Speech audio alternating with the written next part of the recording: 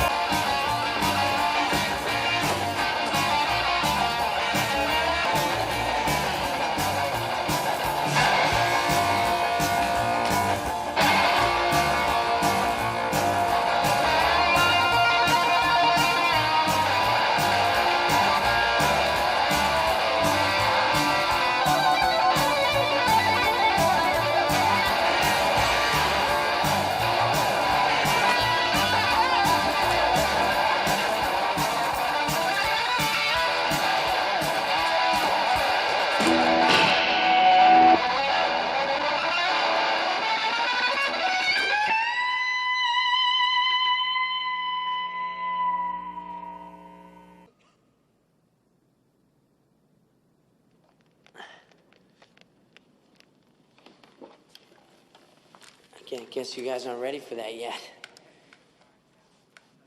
But your kids are gonna love it.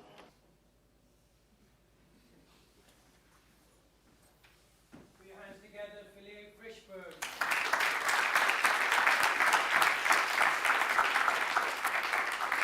Thank you, everybody. It's a pleasure and an honor to close out the first day of Interact London 16. I'm going to keep my introduction relatively short. You can read about my bio in the program. You can look me up on Google. But suffice it to say, I have about 30 years of experience in design. I started my design career as an architect, building architect, moved into UX, design and strategy. Most recently, I completed a book in which I was responsible for most of the design as well as the authorship. So, I have one point to make today I want to leave you with, and that is our job as designers is not to predict the future. Our job as designers is to create the future and invent it. And what I'm going to give you is a tool for those of you who are doing design to improve the odds of inventing futures that are positive and desirable. So that's it. Keynotes are supposed to be simple. That's pretty much going to be it. I'll offer you the tool, give you a little theory to help substantiate that tool, show you some examples of it, and then give you some implications for your design practice about when you apply that tool.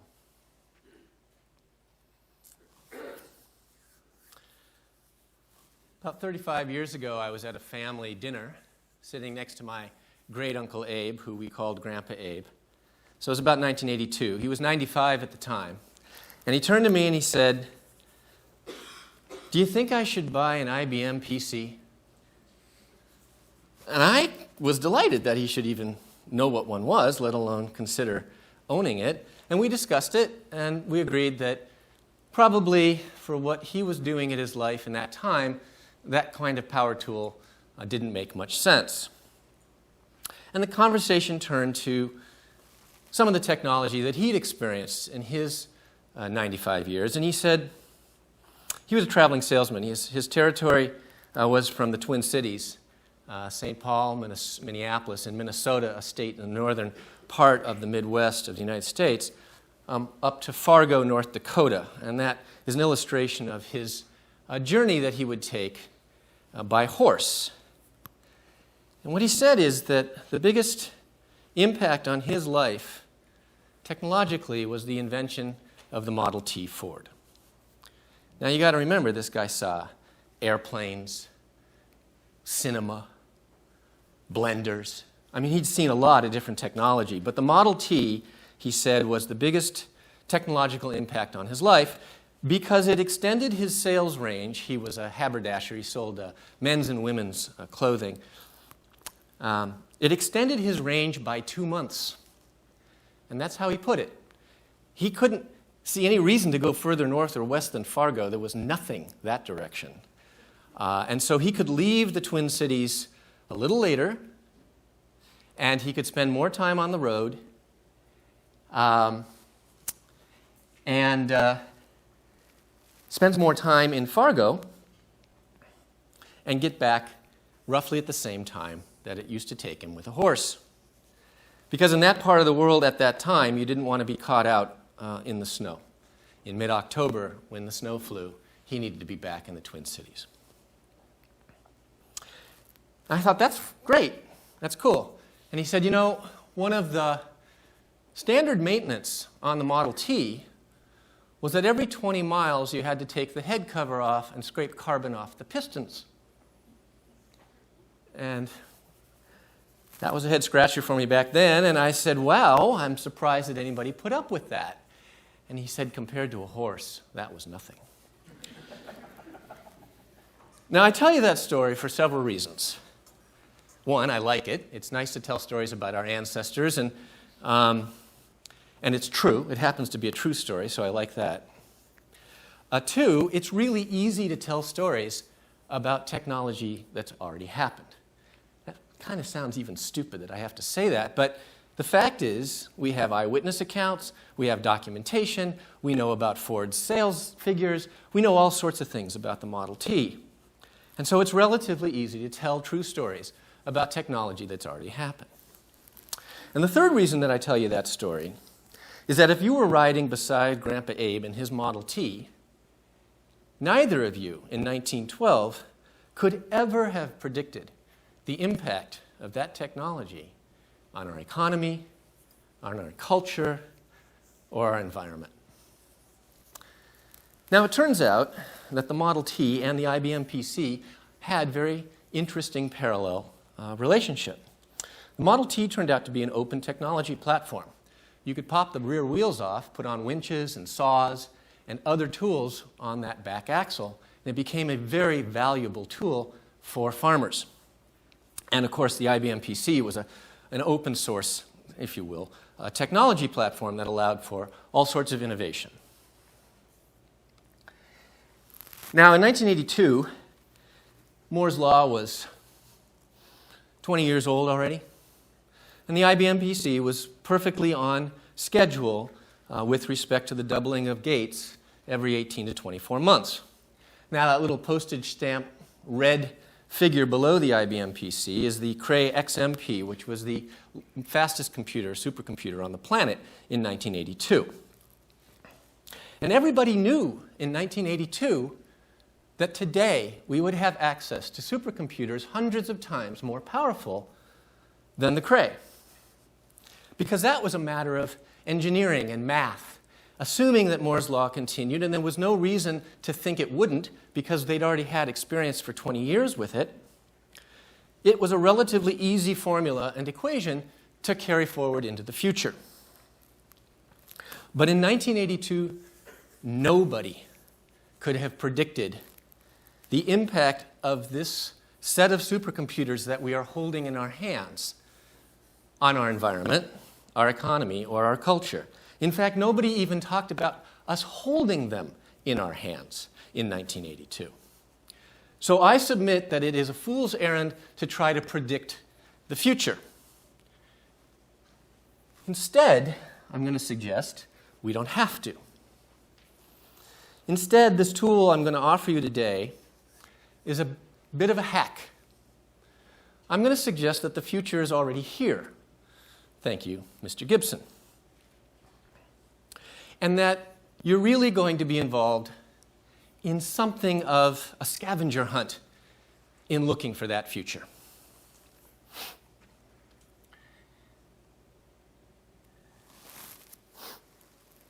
I have a small confession to make, so I'd prefer that you don't tweet this, because I haven't shared it with a lot of people. Which is why I did not share it with Carrie during Lou's exercise this morning, because I do have a superpower. And perhaps one of the reasons that I think about the future as an elegant scavenger hunt is because my superpower is I can see the future. Now, I discovered that several years ago. I thought everybody could see the future, and it was shocking when I realized that most people can't. So, For me, the future is here. It's just a matter of finding it. Now, one of the things that comes with a superpower is a super weakness. And so I have a super weakness that goes with this. I can see the future, but sadly, I'm always wrong. And the problem is that I'm wrong in two dimensions. I am wrong on all sorts of, breadth, like I don't know which part of the future I have wrong. And I'm wrong in terms of quantity. I don't know how close to correct I am or how far off I am. So it's a very frustrating superpower. And so I created this tool to help me overcome that weakness, which I'm going to share with you today in a moment. I think we would all agree, I hope we would all agree, that one of the definitions of design is creating the future. I hope that most of us, I think, are designers in the room if I saw the hands earlier. And this is the typical sort of rendition of the future, a road or a stream, a time stream going out in front of us. And one of the things that we do as designers is project ourselves into that future. So if you are an interaction designer, you have to project yourself 5 seconds into the future in order to get through that next micro interaction. And if you're creating a new society, you need to think about constitutions and how to author those so that that society can last hundreds of years. That's hard. And it takes courage. And the reason it takes courage is that not a lot of people can come with you on that journey. You need to bring that stuff back. And you need to help your client do what's in their best interest, because we can't bring them along necessarily with us. And that takes a lot of courage to help your clients see the world as it might be coming up. I think almost all human beings have that capacity to project themselves into the future. We couldn't make dinner, for example, if we didn't have that ability to plan and imagine what that needed to be. But there are very few dinners I can think of that take courage to design. There are some, state dinners being some of them, I'm sure. So I want you to think about the future a little differently. I want you to think about your work as designers as time travel. That you actually are traveling into the future in time. And as a traveler, you are bringing with you the traveler's notebook, because any good traveler keeps a journal. And so you have in your hands, in your design journals, and in your whiteboards, and in your studios, the time traveler's notebook. And I want you to start thinking about those sketches that you're doodling with and working with as glimpses into the future. So I've talked with many of you today, and I'll hopefully have a chance to talk with a few of you tomorrow as well. I don't know all of your situations, but I have found myself in the last 15 years in organizations that don't understand design. They look at designers as people with funny hair and funny shoes. They don't have a vocabulary for design. There's no organizational structure for design. And I was just mentioning to some folks today, I don't know why I keep doing that to myself. I don't know why I keep finding myself in these organizations. But I'm usually the first designer in those organizations. And so there are some days in the morning in which I have had enough teachable moments to call it quits for the week, because I am constantly trying to inform my cohort, whether they're management or team members or peers, about how design is going to have a positive impact on the outcome of their work. So if I get a little professorial in the next couple of minutes, let's blame it on my job. Because I feel compelled to give you some theory that'll underscore this tool that I've hinted at. And so we'll put you through that. Now, in order to give you this theory, I'm going to make up a word. This is a word you've never heard before, and I know you've never heard of it because I just made it up. And it's a word that sounds like another word that I think you may be familiar with. And the word you're familiar with, I hope, is anachronism. An anachronism is something that's out of time. It's an object or person that's in the wrong time. So you might be looking at a black and white classic movie from the 30s, and unfortunately they put a phone from the 50s in there. That would be an anachronism. The word I'm going to offer you today, however, is idochronism. An idochronism is an artifact from the future. Idochronology is the study of those artifacts or the practice of using those artifacts. And I want you to think about idochronology as future archaeology. Idochronisms have this set of characteristics that you need to know about, and I'll share those with you. The first one is that they are naturally ambiguous. When you look at these idochronisms, they shift, like these classical optical illusions. Sometimes you see foreground, sometimes you see background. So this is true of idochronisms. The second principle is that they must be viewed through the cultural lens of their time. And so when we look at these idochronisms through our current cultural lens, it's uncomfortable. They don't make sense. We were talking at dinner last night, and somebody said they didn't particularly care for the movie Citizen Kane, considered one of cinematography's greatest thing, greatest production. And the question then comes up, why? Well, the pacing, it's a very slow movie. When viewed through our cultural lens, that movie appears inappropriate. But when viewed through the lens of the 40s or 30s when it was produced, it was a very powerful movie. So idochronisms have to be viewed through the cultural lens of their time. And the third principle is, when these things come back from the future and land in your notebooks and whiteboards and studios, they get transformed. You cannot tell by inspection what their actual form looks like. A button might have melted into a display. A handle might have fallen off. This stuff gets ruined as it comes back through time. You can think about it as this bright, shiny object in the future, and as it starts to move towards us and appears in our notebooks, things get ruined. But two things stay with it, no matter what.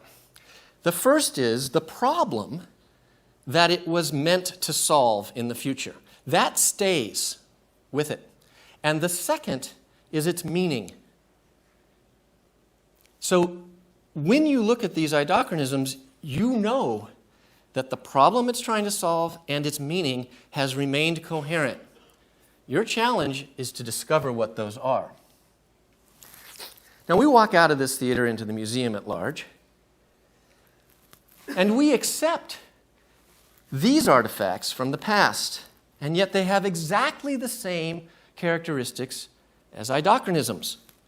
They are ambiguous, they must be viewed through the cultural lens of their time, and they have clearly been transformed as they've moved through time. So we can accept these as real objects. And archaeologists and anthropologists spend a lot of time trying to figure out what the meaning of these things were to the culture of their time. So I'm asking you to take that same cognitive lens to the sketches that are in your notebooks.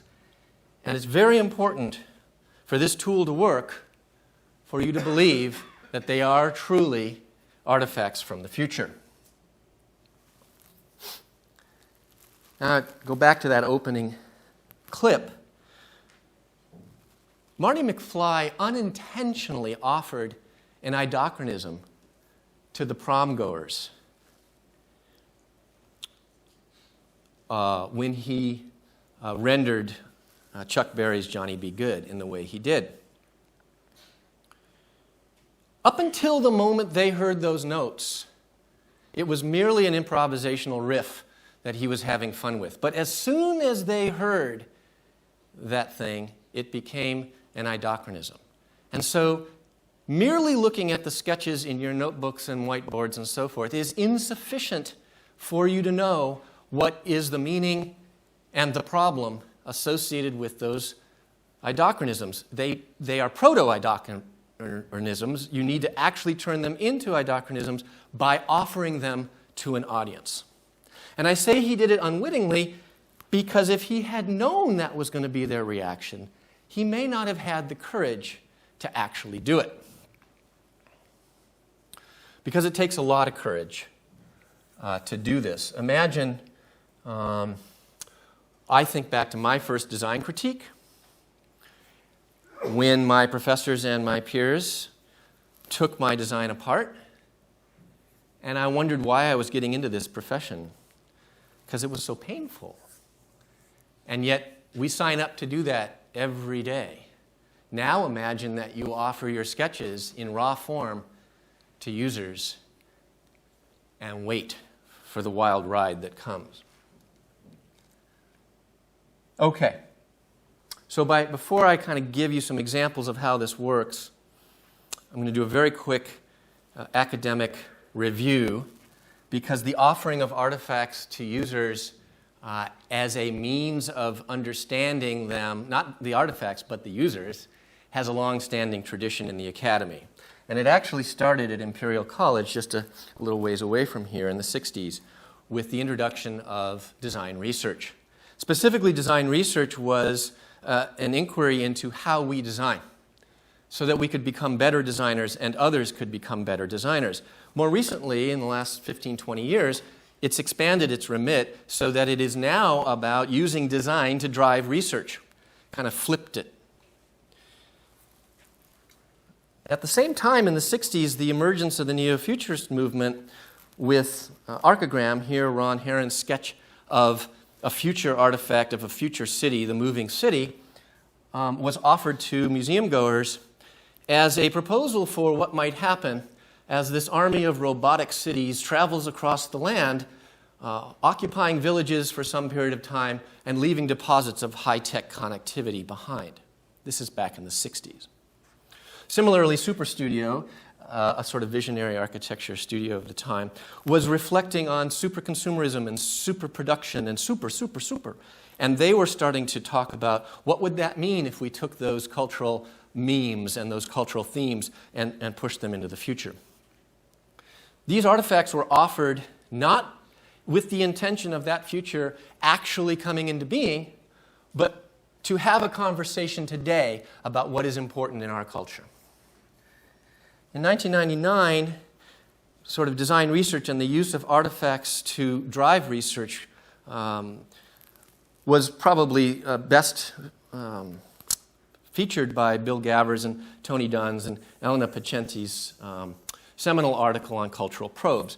And some of you may have already used cultural probes in your practice. But the process is quite simple. You identify an audience, a group of folks you're interested in learning more about, and you give them various objects. In this case, it might be a postcard with a surreal image on it. And you ask them, you might give them a stack of these and some other things, and you ask them over a course of time to write their thoughts about what this image means and mail it back. This is pre-digital. And the purpose of cultural probes was to inspire design teams to think about interesting problems. So the purpose of offering these artifacts was to actually create inspiration. And I don't know if you've read Nathan and Christopher's book, but it's an excellent treatise on Hollywood's creation of very high-resolution artifacts from the future, not for the purposes, well, for the purposes of suspending our disbelief about those futures. And the authors go into a sort of taxonomy of these interesting interfaces that keep cropping up time and time again. Brain-mind interfaces and touch panels and so forth. But again, these artifacts are not intended to do anything other than help create an immersive narrative for the movie. Now, one of the interesting side effects of that particular artifact from the future is that current-day engineers and designers are often inspired by these visions of the future, and they end up trying to make them. The most classic example is the Nike Mag from Back to the Future 2 and Nike's recent introduction of the HyperAdapt 1.0, both of which are self-lacing tennis shoes. Of course, Nike took 20 years to build that thing based on that. So those are not idochronisms. And I'll nearly finish with this theory for a second. Tony Dunn goes off with Fiona Rabi, does this wonderful book on speculative design, which is a reflection on the neo-futurist movement in which these very highly resolved artifacts are brought into the gallery of an alternative future, some of them quite dystopic and disturbing. Again, not for the purpose of creating that future, but to have a conversation about what future we do want to create. And on the right is an example of a speculative design by a young designer, Emmy Hacker, called Jogaz, in which the wearable turns the user into an elite athlete. And her website describes the backstory behind this technology and the marketing materials for it in its introduction in the year 2050. That's 2050. Again, she's bringing this to our attention not because she expects it to happen, but to have a conversation about what it means to have augmented capabilities. And then my own book with Charles, in which idochronisms now are used very specifically for crafting a desired future. So with presumptive design, we use artifacts to drive research so that we can better figure out what future is embodied in these sketches. So I'm challenging you to shift your thinking about those sketches that you have in your notebook and challenging you to think about the future not as a road that stretches out in front of us, but as a thing that's already in our hands in front of us. I want you to change your thinking about the future from a what if to a what is. That's an important cognitive shift so that you can make this tool successful. In that opening moment in the clip, Marty McFly utters an apparent gaffe. "This is an oldie," he says. Because for him, it had been around his entire life. And then he realizes that for this audience, they'd never heard it. The sketches that are in your notebook, idochronisms, must be treated as if they already exist in your reality. And when offered to your audience, they buy into that hallucination. And in buying into that, you now discover what it is that doesn't make sense about that future from their perspective, which you can then leverage to turn that into a more desirable future. So I again say, we go outside of this theater, we see bits of clay and metal behind glass, and we say, yeah, that exists, and it existed 1,200 years ago, and it meant something to that culture 1,200 years ago. Gee, I wonder what it meant. So too with idochronisms. So let me give you a couple of examples. These are in the book. I'm not going to go over the narrative that's in the book. I'm going to talk about them a little differently. And the first has to do with a conference that I co-chaired back in 2004 in which we were studying how different types of designers work together. So we had interaction designers and we had industrial designers, and we were running this workshop for 2 days to try and figure out how those folks might start to work together. And we posed a design challenge to them, the intelligent pill dispenser, which was a kind of a common design challenge in the 2000s. It's still a big problem today. It hasn't really been solved. Now, this is not from that workshop. This is Vincent Berkeley Chen's concept that came much later, like 2008. But it is my belief that all of the attendees in that workshop were thinking about this object. It's got receptacles for pills, it's got a digital component to help assist in knowing what pills to take, and it's got various use case modes to help manage when to take those pills. To the best of my knowledge, this has never been built. This is a concept piece. So let me set the stage for you. 40 of us of mixed design capabilities descend on an assisted living facility to talk with 10 elderly women. There were men there, but they didn't want to play. 75 years old and older. And I've worked with a lot of tough customers. But I'm telling you, 80-year-old women do not have a lot of time left on this planet, and they don't have a lot of time for fools. So we walked in, and some of the teams had brought their sketches with them. And when the backlash came back and the blowback came back from these women, they just set them aside and reverted back to their usual one-on-one ethnographic interviews. Because this takes courage, and they weren't ready for that. This is the sketch that they had created, one or two of the teams had created, and you can see sort of the principle 3 at work, right? The receptacles from Chen's proposal, you can kind of see there on the right, and the dispenser you can sort of see on the left. That, when offered to these elders, became an idochronism. But the teams were completely routed. They just couldn't face it, and they dropped it. Thankfully, the women were extremely gracious and gave us an enormous amount of information in spite of our inability to field the idochronisms correctly. The second example is also in the book, and I bring it up because at least this looks like the thing that we were talking about. But in this next example, principle 3 comes in really hot and completely destroys any form that might look like the eventual future object. So we were approached, my design team was approached by a technical team. They had found a great technology stack. They wanted to stand this technology stack up. It was going to solve collaboration in the enterprise. And they had 16 of these atomized collaboration capabilities. Think IM, email, file repository, telephone video, file, whatever. They had a bunch of these things. And what they wanted to know was, what would the user experience be like if users were offered this palette of micro-collaborative technologies and could snap them together as they saw fit? So I gave it to the team. And I checked in with them a couple days later. And they said, oh, we're kind of working on the wireframes. I said, no.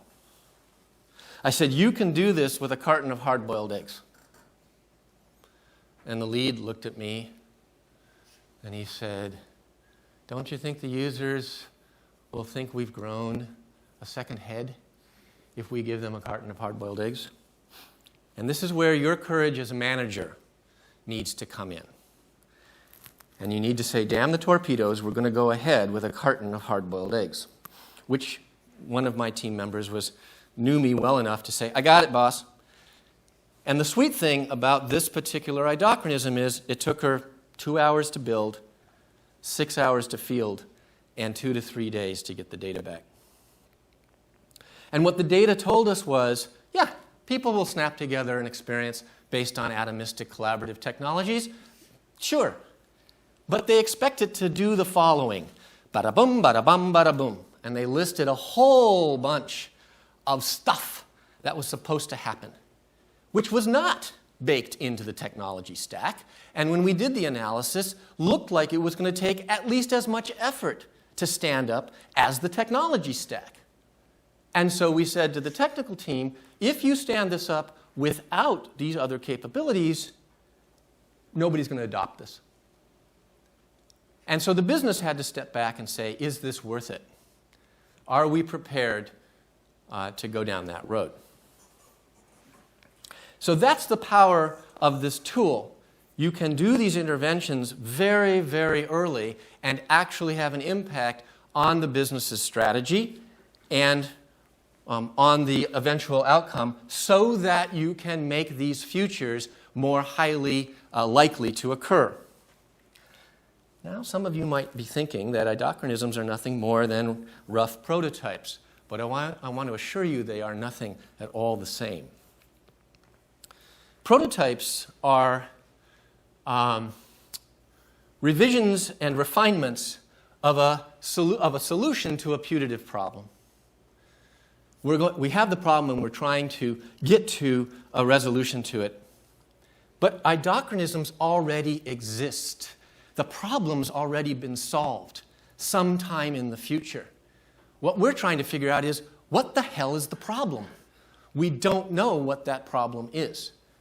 There's a clue. It's in our notebooks. Somehow it came out, but we don't know exactly what it is. And so our challenge is to tease that meaning out of these sketches, and we have to do that with an audience. If you situate this in the UK Design Council's double diamond diagram, prototypes occur here. And in our conversations with Jared Spool, he sort of was on the rampage about the fact that prototypes are part of the solution space. They aren't really addressing necessarily the problem space. I like to say, because Lewis Carroll is one of my favorite authors, that prototyping is the Red Queen's race. Right? Red Queen says to Alice, you have to run as fast as you can just to stay in the same place. Prototyping, we know prototyping is a fantastic assistive process to get us to a better solution, but we're under the gun, we're on the clock. We have to get through these things as quickly as possible so that we can get to that solution. Idochronisms, on the other hand, take a page out of the White Queen's notebook because she lives backwards. She's already experienced this thing. And they are situated in the left-hand side. And this is where strategy occurs. This is where you have the opportunity to influence the design brief. So when your client, or inside your own organization, when another constituent inside your organization declares that there's a problem, you have the opportunity to actually vet whether there is a problem or whether it's the right problem by starting with an artifact that has been designed specifically to find out about the future of that problem.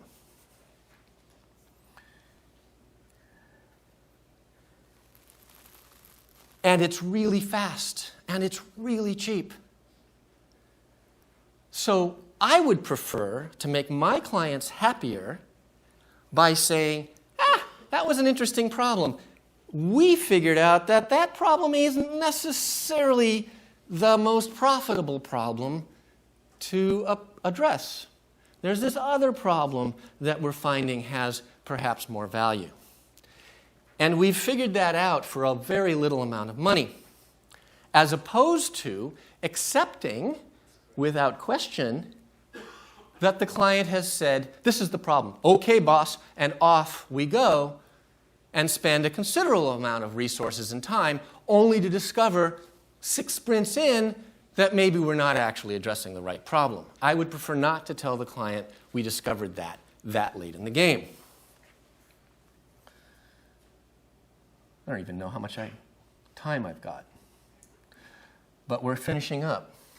Telling our clients that they might not be solving the right problem is a very difficult conversation to have.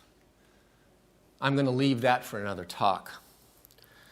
But I do want to throw down the challenge to you. In the next few weeks or months, as you begin a project and you find yourself sketching some ideas about what the resolution to that problem might be, that you actually take those sketches with very little embellishment and very little effort and put them in front of either your own users, if you're in the enterprise, or your client's users as quickly as possible. And I'd like you to get in touch with me and tell me what your experience has been. Or, if you're interested in help, please reach out, because I'd love to help you do that. If your experience is anything like mine has been for the last several years, I think that you and your client are going to discover things about the future that neither of you had ever dreamed of or predicted.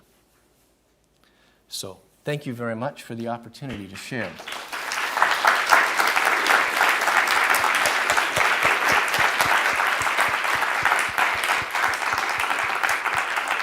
Cake was a very useful thing to have, wasn't it? What? Cake.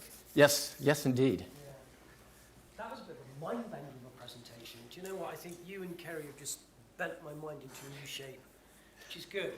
New shapes are good, yeah? Who has a question for We do have Leo? 5 minutes. Yeah, we have time. Oh, look, they're gobsmacked. It's like the audience from Back to the Future. Go ahead. I'm just trying to understand the relationship between endocrinism, but also diegetic prototypes. Because diegetic prototypes often, they're not necessarily solving a problem, and maybe they don't intend to be a provocation. But I don't know, like, what do you... So I'm unfamiliar with that term, diegetic prototype, so I apologize. I can't speak to that. But by virtue of them not being provocations, they are not idocrinisms. Idocrinisms are designed to provoke, much like speculative design. They are designed to provoke a conversation about the future. Unlike speculative design, it is with the intention of designing a better future. Whereas speculative design says, isn't this curious? Who are we today? What do we value?